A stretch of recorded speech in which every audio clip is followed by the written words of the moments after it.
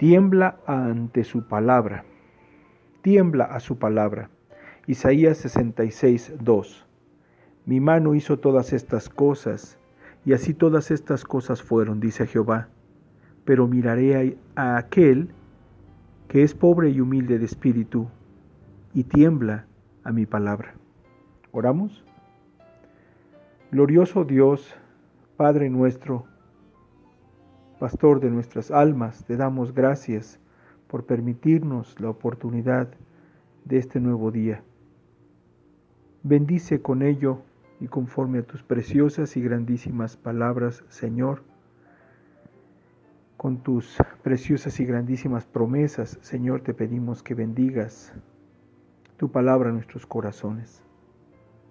Que esa palabra tuya, Señor, venga a nuestros corazones y sea viva y poderosa, Señor. Te rogamos que tu Espíritu Santo obre con una bendición especial para bendecir tu consejo, Señor, en nuestros corazones, para bendecir tu palabra en nuestras mentes y corazones, y que temiendo a tu palabra, Señor, nos volvamos a ti para obediencia. Te lo suplicamos, Señor, danos sabiduría, también entendimiento y fortaleza. Te lo rogamos en el nombre de Jesús.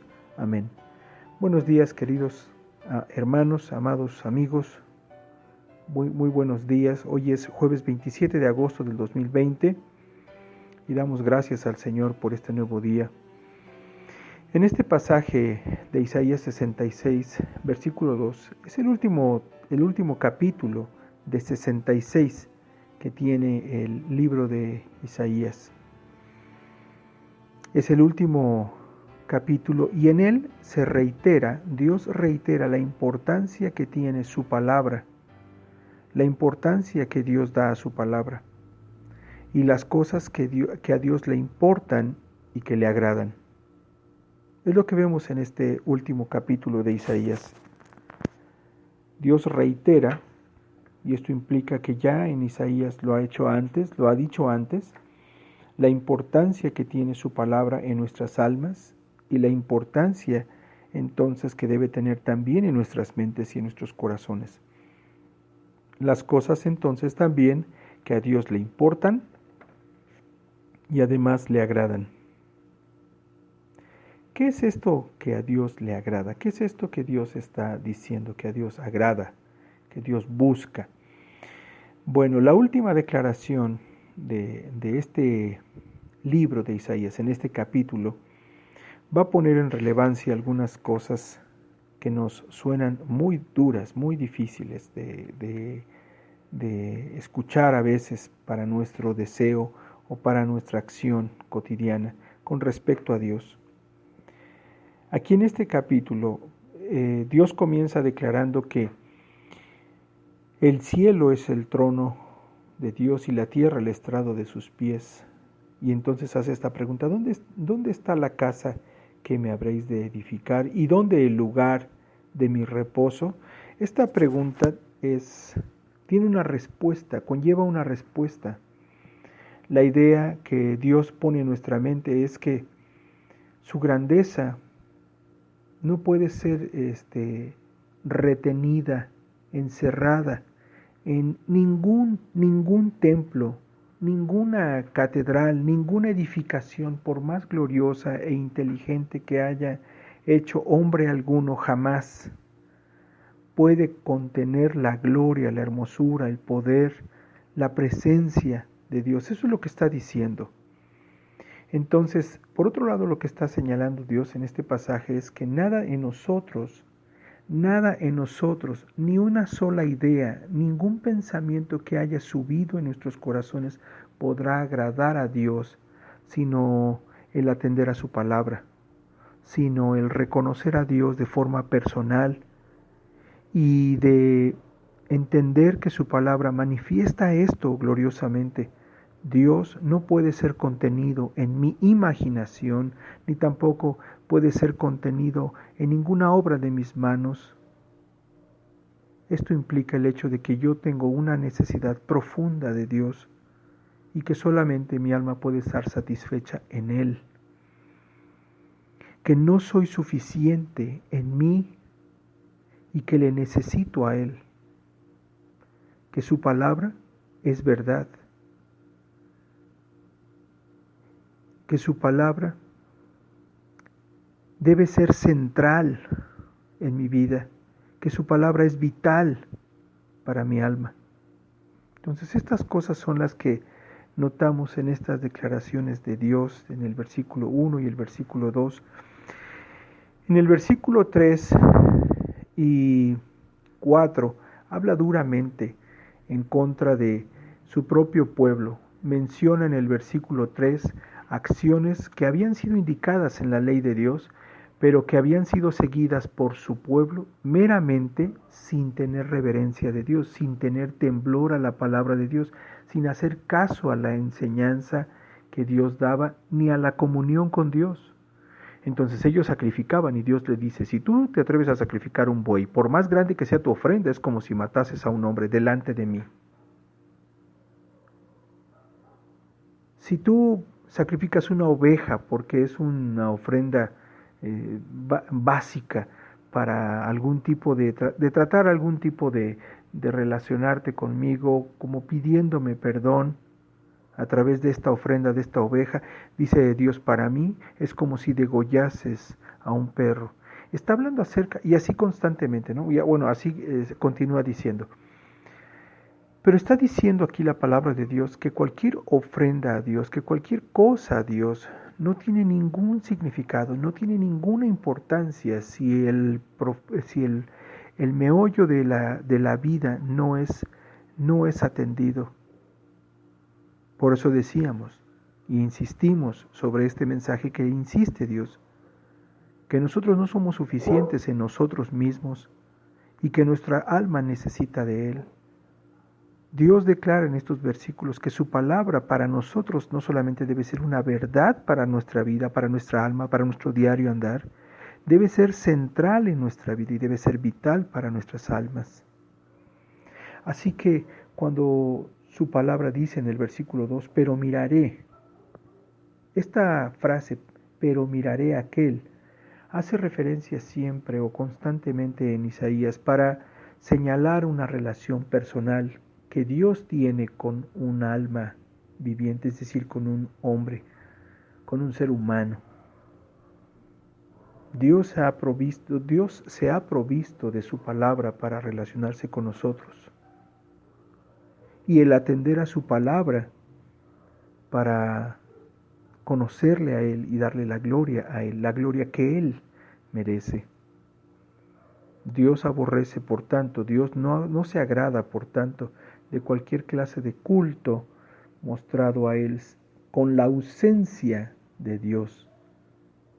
Pero por otro lado, no acepta ningún otro culto que no sea aquel que Él está estableciendo en su palabra. ¿Cómo podemos saber este culto? ¿Cómo podemos saber de esta forma de adoración? ¿Cómo podemos tener una comunión que a Dios agrada? Dentro de todas las cosas que nos son indicadas en la palabra de Dios, una es primordial, una es central, una es vital para nuestras almas, y es poner atención en su palabra. Este pasaje nos conduce a considerar que su palabra debe ser tratada con una reverencia profunda. Por esto dice, no solamente aquel pobre y humilde de espíritu, aquel que reconoce su necesidad y su insuficiencia en sí mismo, sino su necesidad de Dios, y con un espíritu humilde se acerca a Dios para suplicar, para rogar, para esperar ser satisfecho en Dios, pero añade, y que tiembla a mi palabra, y que tiembla a mi palabra. Esto entonces nos lleva a la importancia que debemos considerar su palabra, y que debemos considerar su palabra de la manera reverencial, de la manera respetuosa, más profunda, que incluso afecte no solamente nuestra mente, que afecte todas nuestras emociones y donde nuestra voluntad se postre delante de Dios en humillación, que la vida se entregue en completa rendición. Eso implica temblar a su palabra, eso significa temblar a su palabra, que consideremos su palabra de ser tratada con reverencia, de tal manera que, ¿no? De tal manera que debe ser su palabra observada y estudiada. Eso es lo que exige. Exige que observemos su palabra, no solamente que la leamos con una lectura morbosa, para saber qué dice, para saber qué es lo que se escribe. Habría que observarla. ¿Quién es el que dice? ¿Qué es lo que habla? ¿Cuál es su sentido? Estudiarla. Y exige eso, ¿verdad? Tener reverencia de la palabra de Dios exige observarla, estudiarla. Tener reverencia de la palabra de Dios, temblar ante su palabra significa y exige también, ¿no? Tenerla en una profunda estima. Si Dios dice que Él estima en gran medida su palabra y que nos está diciendo, ¿verdad?, que debemos tener en gran estima también nosotros su palabra, pues debemos tenerla en una profunda estima. Eso es lo que implica temblar ante su palabra. Amar su palabra, lo que Él nos dice, lo que Él instruye, la manera en la que Él quiere que sea observada, obedecida a su palabra. Eso es tenerlo en gran estima, ponerla por encima de cualquier deseo, ambición, sueño, por encima de cualquier pecado, poner por a su palabra por un tesoro. Y por último, temblar a su palabra también exige se deba probar esa observación, ese estudio y esa profunda estima se deba probar solo con la obediencia a la palabra de Dios. Considerando estas cosas, considerando tener temor a su palabra, hermanos, temamos a su palabra. Tengamos temor ante su palabra, temblemos ante su palabra. Que Dios nos lleve a considerar a Dios por medio de su palabra. Que Dios nos conceda también tener comunión con Él y que bendiga su palabra en nuestros corazones. Por esto oramos constantemente, porque usted y yo podríamos leer la Biblia sin entenderla, simplemente leerla. Podríamos leer la Biblia y entender en parte la Escritura sin ponerla por obra. Podríamos entenderla y obedecerla a condición sin tenerla en gran estima. Podríamos obedecerla y tener gran estima cuando somos afectados de manera positiva. Pero la obediencia prueba bajo cualquier circunstancia que tememos a su palabra. Que Dios nos conceda entendimiento y fortaleza para obedecerle. Oramos. Padre Celestial, te damos gracias por permitirnos tu palabra esta mañana. Te rogamos que nos ayudes a crecer, a desarrollar en una relación verdadera contigo nuestro temor ante tu palabra, Señor. Y que nuestro temor, Señor, nos conduzca más a ti, que nos permita conocer más de ti, saber lo que te agrada, Señor, saber lo que te complace y buscar, empeñarnos verdaderamente en realizar, en obedecer tu palabra. Padre, te lo rogamos en Cristo Jesús. Amén.